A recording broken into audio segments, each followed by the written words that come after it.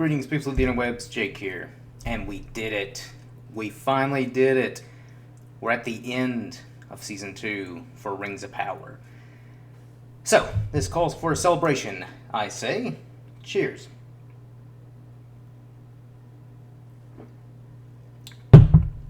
Eight hours of my life I'll never get back. But oh well. I committed to it. So let's finish off this last episode with my notes. So, we open in Khazad-dûm, and obviously, during these, they have their concerns about the rings still, because they know that it's evil, and they know that Sauron used the rings to manipulate them, and so, I think I brought this up in one of my last videos, but I'm going to go ahead and bring it up again, because it baffles me. So, if so many people know that, all the Rings of Power had Sauron's influence, or had, his hand was involved, why then do so many people wear them? Because the whole point of the rings in the actual books, in the actual canon, this show seems to be so determined to ignore, is the rings were forged in secret, or well, the intent of the rings was in secret. And by the time that the elves and everyone else realized what had happened, that the rings were meant to enslave them, it was too late. The Nine were already enslaved by Sauron's will. The dwarves weren't really affected all that much other than it enhancing their greed. And then, of course, the elves, they just took the rings off because they knew if they put them on and continued to wear them while the One Ring and Sauron were alive, then it would just, corrupt them. So they just took the rings off, and that was it. That's all.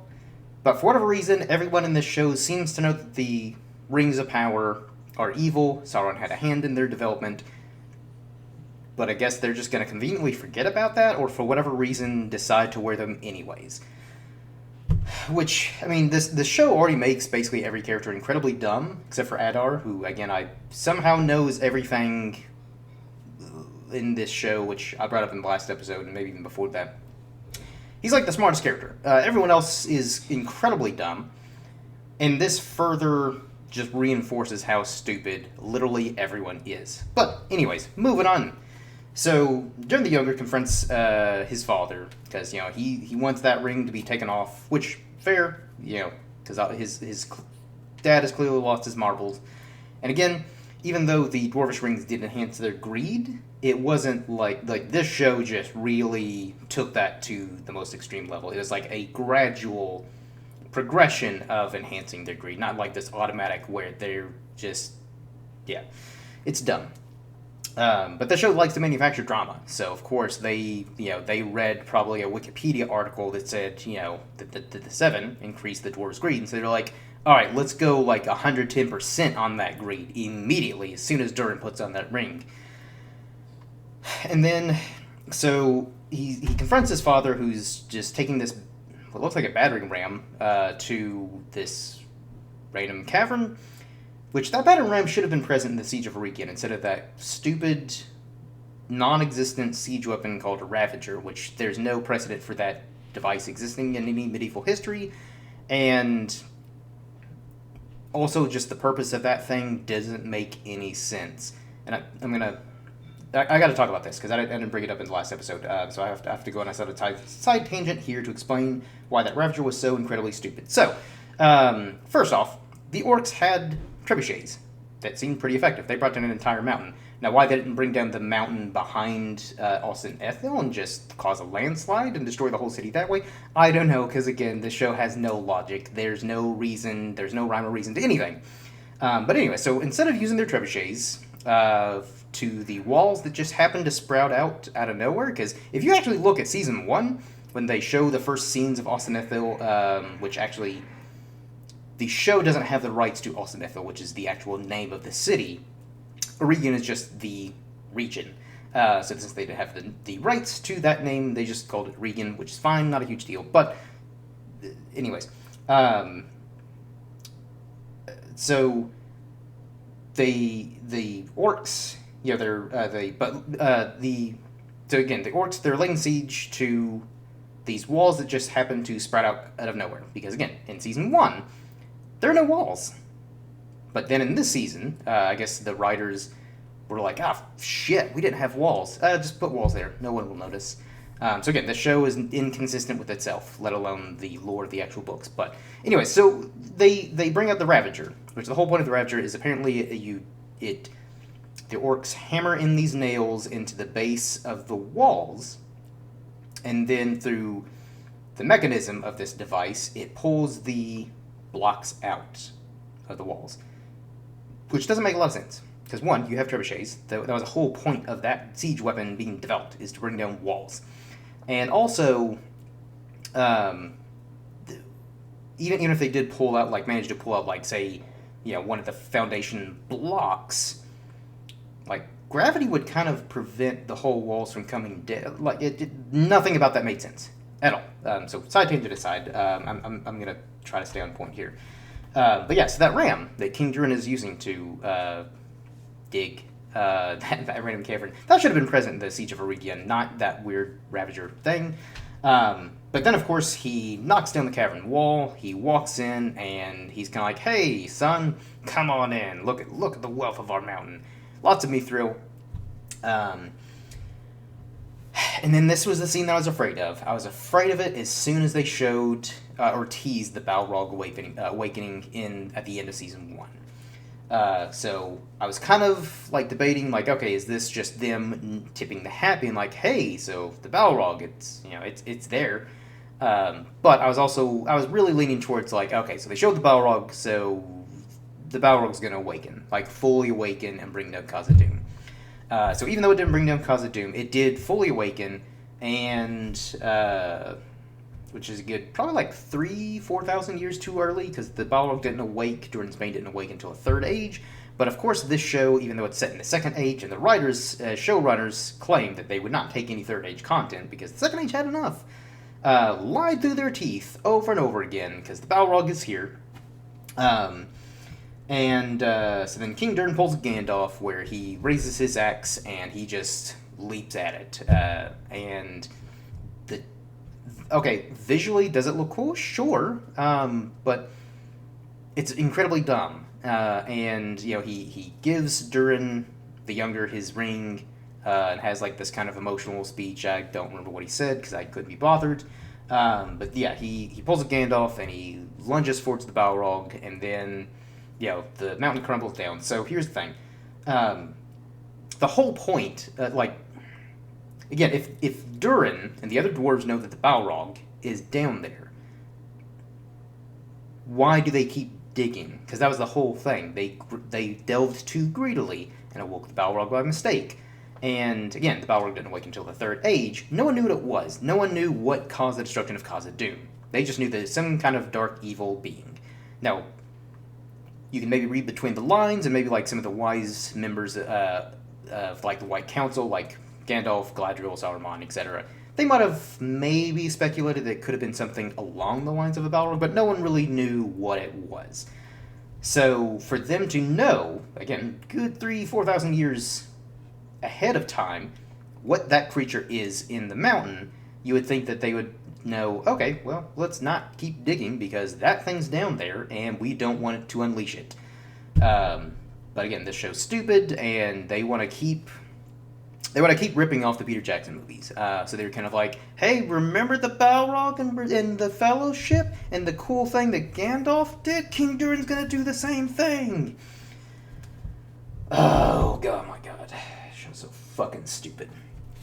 So after that, we flip over to Rune. Discount Gandalf arrives back in the Store Village, and he sees Saruman. Since Saruman, and like the Easterlings who have Nori and Poppy, like by knife point, Saruman's trying, like, he refers to Gandalf, Discount Gandalf as his old friend, and kind of goes about this whole spiel of, he's like, hey, so like we were meant to confront Sauron. That's the whole reason we're here. Which again, they're also a good 4,000 years too early because the wizards didn't arrive until the Third Age. But hey, lore, who cares? This show clearly doesn't know anything or care about the lore. So sure, Sauron and Gandalf, why not? So Saruman saves the hobbits, or stores, Harfoots, whatever, from the Easterlings to try and like win Gandalf over and be like, hey, join my side, pal. But then he ends up like caving down the village because Gandalf refused him, which begs a question. So if this whole thing happened, why then does Gandalf work with Saruman on other affairs regarding Middle-earth? After this incident, he should be like, that dude's a dick. I'm never working with him again. I'm not even going to the council with him. But Saruman is considered one of the wisest in Middle-earth. That's why he's head of the White Council. But I guess Gandalf just conveniently forgets about all this drama that happened in Rune. And stupid. Then after that, we flip back to Numenor and Farazan. He summoned the faithful and declares them as traitors. So this actually is fairly close to the lore of what happened, where there was a growing divide between the faithful and the kingsmen. So the faithful, they're the ones who remained, hence their name, faithful to the Valar, the gods. Whereas the kingsmen, they kind of renounced the Valar and grew to resent the Valar because the elves, being the firstborn, they were given immortality. So men had always kind of grown to, again, fear death and kind of be resentful towards the elves. But then that was heightened with the Númenóreans because they're the greatest human civilization to ever exist in Middle-earth. And then just gradually they started to kind of, even with their long lives, because a lot of Númenóreans could live several hundred years old. But again, to them, that was still not long enough. They wanted immortality. And that gradually led to their downfall, but that's a whole other thing. But like in the lore, the faithful were basically exiled to the opposite end of Númenor until eventually they fled and settled Middle-earth in what would later become Gondor and Arnor in the north. So, yeah, that's fairly accurate, more or less. Then Aerion pleads to her dad to leave because, he's a faithful, and for whatever reason, she's a member of the Kingsmen and loyal to Farazan. We've not really had any reason why she's so, I guess, the tension between Elendil and Aerion, who, again, was made up for the show. There was Tolkien never wrote anything about Elendil having a daughter. But whatever, she sucks.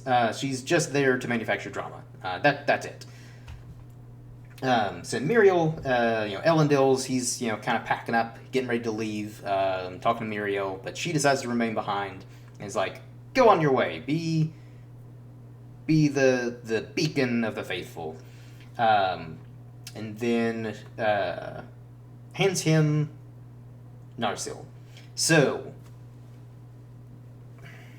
Tolkien never really wrote how Elendil came into possession of Narsil, but it's kind of, because basically Narsil was forged in the First Age by a dwarf of Nogrod named Telekar.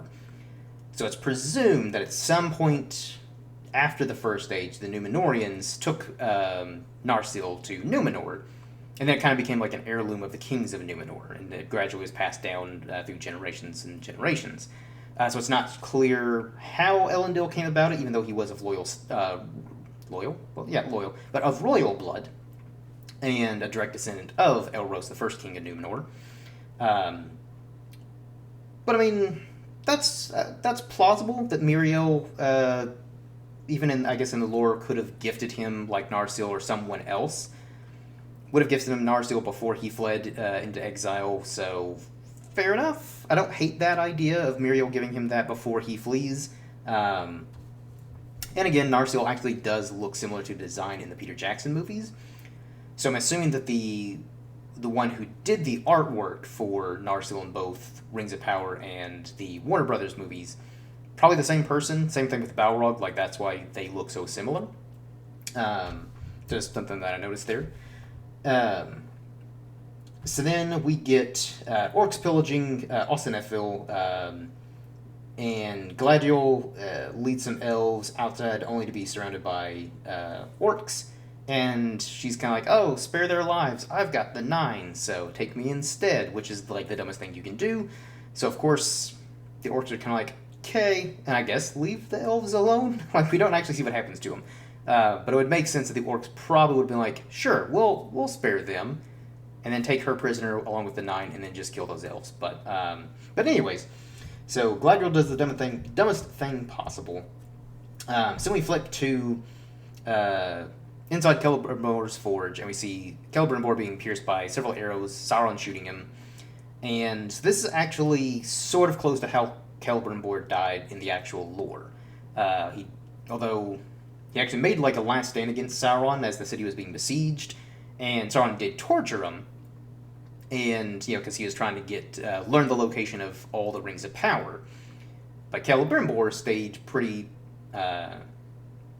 They sort of refused. And I mean, eventually he was tortured bad enough to where he gave up the locations of the 7 and the 9, but he never gave up the location of the 3 Elvish rings, because again, in the actual lore, the 3 Elvish rings were forged last, and they were forged in secret of Sauron. Sauron did not know they were forged until he forged the 1, and because again, even though they were forged in secret and didn't have Sauron involved, his ringcraft lore was still involved with their forging, so they were still tied to the 1 ring. But all that to say, again, the 3 were forged last, and completely separate from Sauron.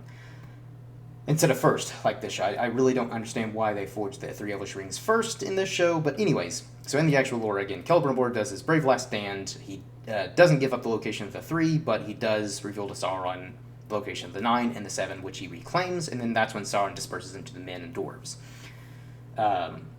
So this scene is probably is fairly similar to what we know of what happened to Celebrimbor. He was pierced by many arrows, although I didn't think they would actually go with what happened afterwards. So afterwards, Sauron basically used Celebrimbor's dead body as like a banner in battle. Like, he was pierced with several arrows, he was all bloodied and tattered, and they just used his lifeless corpse as like a banner to rally the orcs and also instill fear on the elves. So I didn't think they would go that route because, again, this show doesn't care about accuracy. And also, too, I did kind of figure like that'd be a little maybe too gruesome. So I still like this scene well enough. Because Sauron, as he's shooting Celebrimbor with his arrows, he's kind of like, oh, you did this to yourself. If you had just, forged the rings like I told you to and been obedient, this wouldn't be happening. But I do like the line that Celebrimbor gives pretty much before he dies, where he's been skewered by a spear as well, and basically says, I'm not long for this world, and soon a western wind will carry me west. Something along those lines, where you cannot follow me. So I like this line because, again, once the elves die, they go west to Valinor, and they're re-embodied. And so again, Valinor, that's also where the Valar, the gods, live. And Sauron, of course, being a Maiar, an angelic being, so kind of a power tier lower than the Valar, had the chance to actually go to Valinor and repent after Morgoth was defeated and kind of the end of the First Age, but he decided not to. So still, I like that scene, and also like Charles Edwards' portrayal of Celebrimbor, even though definitely not, I guess, how I would have pictured Celebrimbor looking, but overall I think he did a good job of portraying Celebrimbor, like, especially this season. Got more used to him. I think he did really good, even though, again, like all the other actors, he was given very little to work with, but he made the best of it. And it actually has had some good lines in the show so far. So then he also mentions that he kind of, I guess, prophesies like, oh, you are actually a slave to the rings, and I predict that there will be a ring that will destroy you, which was a little too on the nose. But then, for whatever reason, Sauron seems sad at being called the Lord of the Rings by Celebrimbor. I don't get that. Granted, Sauron did seem a little, I don't know, I guess, upset that he had to kill Celebrimbor, because it did seem like they did have a genuine bond in Sauron's own twisted mind. But I think it was more lack of compassion for Celebrimbor and more of just his admiration for Celebrimbor's craftsmanship. Because again, Sauron being a servant of Ale, who is like the forge master of the Valar, and also created the dwarves, it makes sense that Sauron would admire a fellow craftsman like Celebrimbor. So that's kind of how more I interpreted that, is less of Sauron having actual compassion for the death of Celebrimbor, more just like, man, it's a real shame that someone of that talent had to go. I could still enslave that dude and get him to forge all sorts of stuff for me. But not a bad scene overall. And then we get Glug, the family man orc, shows up just as he kills Celebrimbor and asks if he's Sauron. So Sauron is like, I've been known by many names. But yeah, I'm Sauron. So then we flip to Pelargir. Theo and Isildur have a moment because they lost moms and they saw this kind of romance, I guess, between the two. And I'm glad this is a very brief scene because Theo's been one of the characters I dislike the most in this show, which is saying a lot. Because I don't like many characters in this show because they're all poorly written and poorly portrayed for the most part, with a few exceptions. But Theo was definitely one of the characters I disliked the most in season 1. So I'm glad he played very little, was involved very little in this season. Soon after that, Esther enters the room, or the building that Isildur's in. They kiss. He asks her to go to Numenor, and my only question is why? Because this show hasn't really shown us how these characters have developed any kind of feelings or affection for each other at all. Like, again, it's another problem with this show, many problems, but like this show loves to tell us and not actually show us anything. So many things happen off screen, or they just kind of like, hey, these characters in love, believe it. And we're, I guess, expected to believe that these characters in love based on their very little interactions and very little time they've known each other. But whatever, they're in love, and she's kind of like, okay, I'll go to Numenor with you, even though I'm already married to a dude that I don't really love, but sure, why not? So as they're leaving, Kemet arrives in Pelargir, sees Isildur, and mentions that Pharazôn is king again, which I don't understand Numenorian laws, because it seemed like one of the last episodes, Miriel, after that trial, she was declared king or queen, even though Pharazôn had usurped her after the whole eagle ceremony, and was king. So it doesn't make any sense, but apparently Pharazôn is king again now, and so he's made the faithful, exiles, and so he kind of, he's just there for exposition to tell Isildur, it's like, oh yeah, by the way, Pharazôn's king, your dad's in exile, so welcome back to Numenor, I guess. Then after that, Kemen says he's commander of Pelargir, and demands timber. So, this is actually fairly accurate to, again, the Numenorians, once they did start to arrive in Middle-earth, they're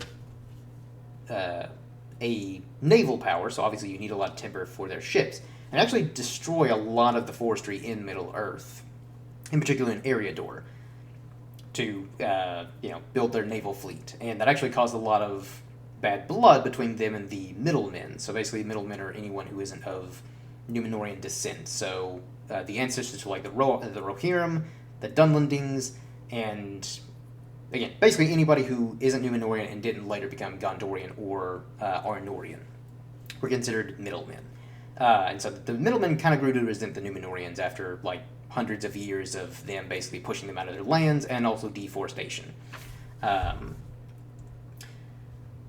then we go to flip back to Irigen, and Galadriel's being brought to Adar, which Adar reveals he's wearing Ninya after he took it from Elrond, because Elrond was dumb enough to take the Ninya into battle with him and got his ass kicked. And then when he turns around, it reveals he's been healed. Because, again, these rings can do whatever the script wants them to do. They can heal. They can do all sorts of crazy stuff.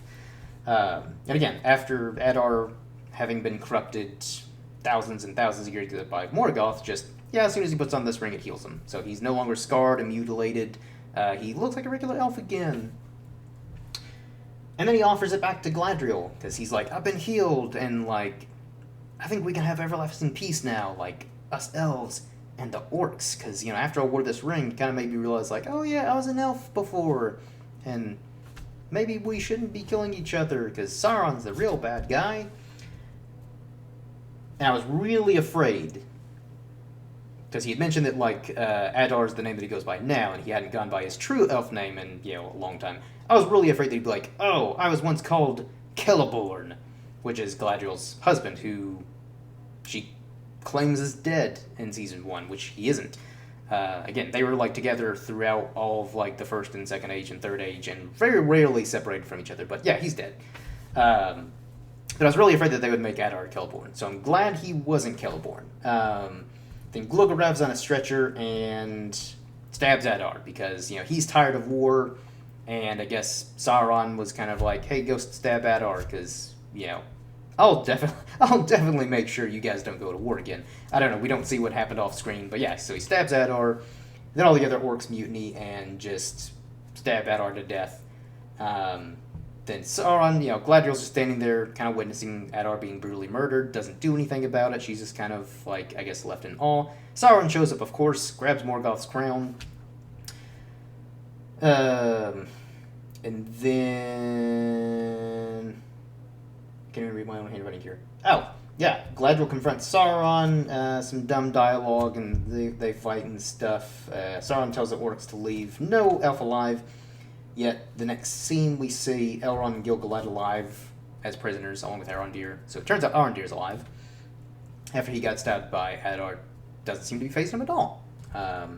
It's weird. All these characters have, like, incredible plot armor. So then we get, like, the least epic battle and least epic and least well choreographed battle between Galadriel and Sauron as they're going back and forth, swinging swords at each other, and it's awful. And the really good music by Bear McCreary, which that's one consistent thing with this show, season 1 and 2, is Bear McCreary's score has been fantastic. But the score does not match how poorly choreographed this fight scene is. Like, again, it's like this epic swelling of music, but it just does not match the horrible fight scene that we're seeing on screen between these two characters. Which another thing, too, that I hate so much is this rivalry between Galadriel and Sauron. Yes, in the actual lore, Galadriel very much opposed Sauron. But they weren't like these deep arch rivals with each other. It was just, again, they're on opposing sides of the spectrum of good and evil, and obviously Galadriel knows that Sauron is evil and needs to be destroyed, but there wasn't like this deep rivalry that this show manufactured for the sake of reasons. But anyways, so Sauron like mutters some nonsense about Galadriel could have been his queen, and it's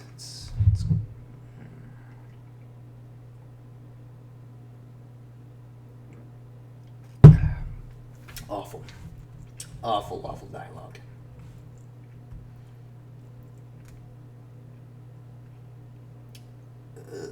Again, I can't read my own handwriting, it's terrible. But yeah, he beats Galadriel.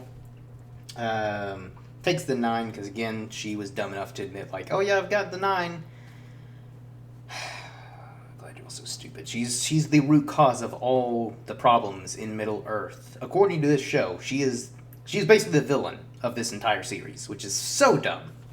Yeah, so he beats Galadriel, takes the 9, and then the dwarvish army fast travels an entire army to save the day, and again, the orcs, much like the elves couldn't detect an entire army advancing in their lands, the orcs just didn't bother to have, line of defenses, or spies or anything like that around them, so the dwarves just show up and, start driving them away, because of course.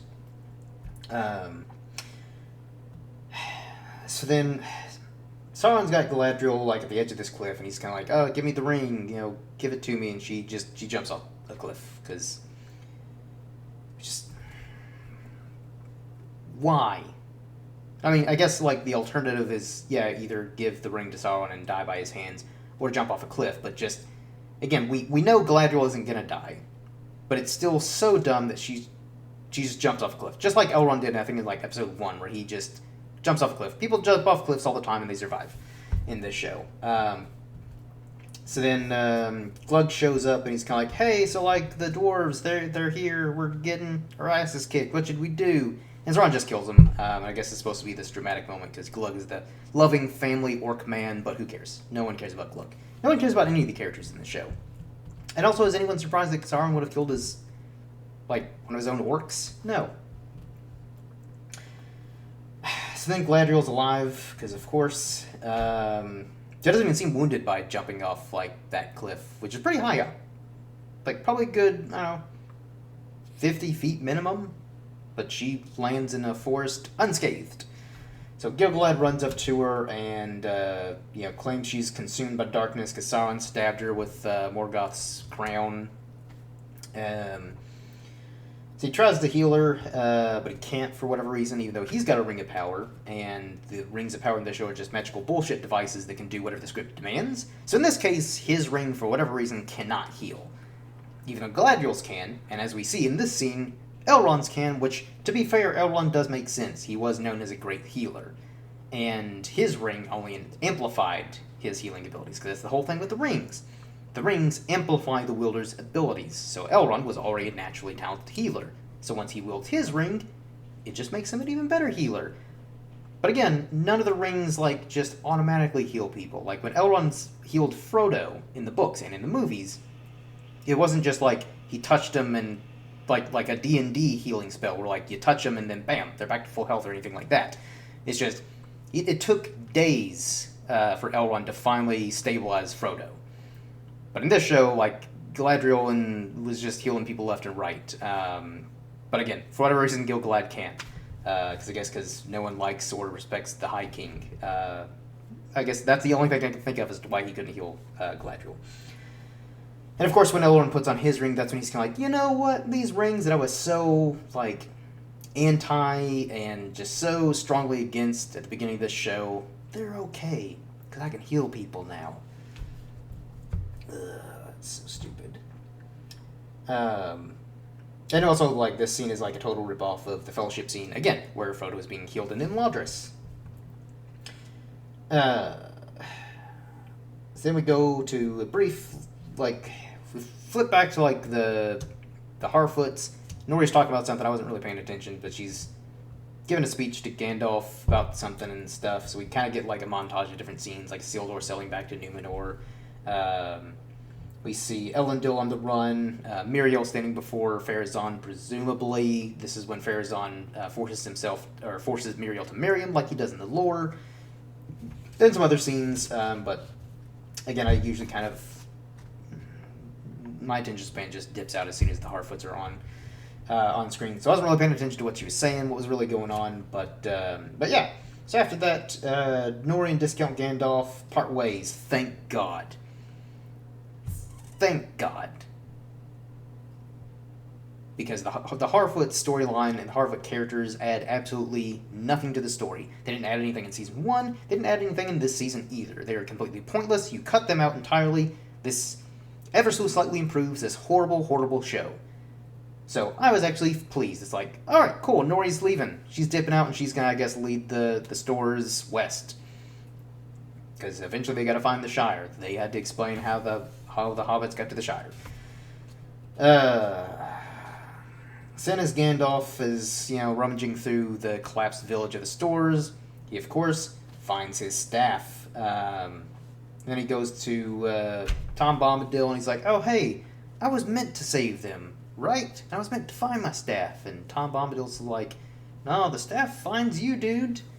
And then Discount Gandalf is like, I think I'll be known as Gandalf now, because the whole time, the stores keep calling him Grand Elf, because, again, that was the writers, I guess, clever way of being like, oh, this is how he gets his name, Gandalf, because they kept calling him Grand Elf. And actually, interesting thing about Grand Elf is actually, and the name Gandalf, and its etymology, so Gandalf is of Old Norse origin. It's actually featured in the Prose Edda, much like actually a lot of the dwarvish names, like Fili, Kili, Gimli, and all that. But Gandalf in Old Norse means wand elf. That's actually why Gandalf was known as Gandalf in Middle-earth, is because no one knew what the Maiar were. They didn't know that they were these angelic beings sent by the Valar. So a lot of people just assumed Gandalf was an elf, and he had a staff, aka wand. That's how he got his name, Wand Elf, or Gandalf. And again, they kind of sound similar. So, interesting bit of etymological lore dump for you all, who probably don't care about etymology or random trivia facts like that, but I do, so there you go. So then after that, we go to back to Khazad-dûm, and Durin's kind of standing there at his throne, or the vacant throne, after his father's made his heroic sacrifice to the Balrog, and tells Narvi, he's like, hey, so tell Elrond, he's got my support. And then that's when he's like, oh, well, I don't know if you'll be king, actually, because you've got a brother, apparently, the brother had not been mentioned throughout the entire first season, not at all in this season until this moment. And apparently, he also mentions that like the other six dwarf lords have to weigh in too to see if he'll become crowned, which doesn't make any sense. And I'm assuming that the whole reason they brought up a brother is for more manufactured drama for season 3, where there's probably going to be like a power struggle between Durin and whoever his brother is. I don't care. And again, it's just so dumb. So I don't care. And it's stupid. Then after that, so Galadriel awakens and what will become Imladris, aka Rivendell. So again, after the destruction of Osnithil, Elrond does found Rivendell. So it's basically a refuge for the elves who survived Regen and the destruction of Ethel, and then other elves start to migrate there too. But basically, that's when he founds the city and eventually becomes lord. But Gil-galad is still the High King, and he serves him, but he's still basically Gil-galad's herald and second in command. So again, that's accurate. That again, after the destruction of Regen and Osnithil, they do found Imladris, aka Rivendell. But again, this scene also, to me, was like a ripoff of like when Frodo awakens in Rivendell. Very similar to that. So as Galadriel awakens, all the other elves like Elrond, Dorondir, and Gil-galad are asking Galadriel. It's like, what should we do? They're like asking her advice. And it's like, why would you ask her advice on anything? She has caused all of your problems. Ignore everything she says. She is an idiot, stupid moron throughout this entire series. Yet for whatever reason, they keep thinking she's this wise person. But again, that's another problem with this show, where they keep telling us things. They don't actually show us what makes Galadriel wise. They don't really show us what makes her a great warrior. They don't show anything. They just keep telling us information and then don't actually show it. They actually do the opposite in a lot of cases. Again, like Galadriel. She's supposed to be like this great warrior and wise leader and just wise person in general, but she's not. She's none of those. So then all of a sudden the elves, they like raise their swords in the air and their fists, because I guess they're Galadriel gives the whole speech that Celebrimbor gave her of like, light always rises above darkness, or something along those lines. So then they just start chanting and raising their fists and arms and swords in the air, and that's where the show ends. So this was probably the most anticlimactic finish I can imagine. Not surprising, because this entire series is awful. But yeah, so that wraps up this review of the finale of Season 2. And again, thankfully we're done. And I plan on recording and uploading a video on why I think this show should be canceled. So stay tuned for that. That'll probably be uploaded, if not tomorrow, probably this weekend. Because after the terrible, terrible display of Season 2, again, Season 1 was already on shaky ground, but I was willing to give it another shot with Season 2, because again, I was like, they got 2 years. They got 2 whole years to course correct. Take the criticism that, people were giving, like, again, bad dialogue, bad writing, really all the negative things you can think of. Like, take that criticism and improve.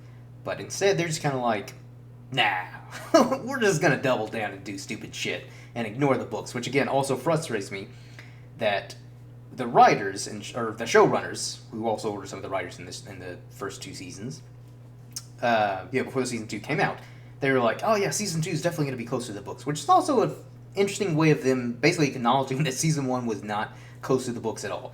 But also straight up lies, because Season 2 was not close to the books at all. Maybe ever so slightly closer to the books than Season 1, because there were actual events that they took from the books, like, again, Anatar, Celebrimbor forging stuff, even though we only got one scene of him forging something, the Siege of Eregion. And that's kind of about it. But, like, that's, yeah. So, them, kept saying like, "Oh yeah, it's gonna be so much closer to the books," And anytime we had our doubts or had questions, we kept going back to the books, back to the books. I don't know what books they're talking about because this is not Lord of the Rings.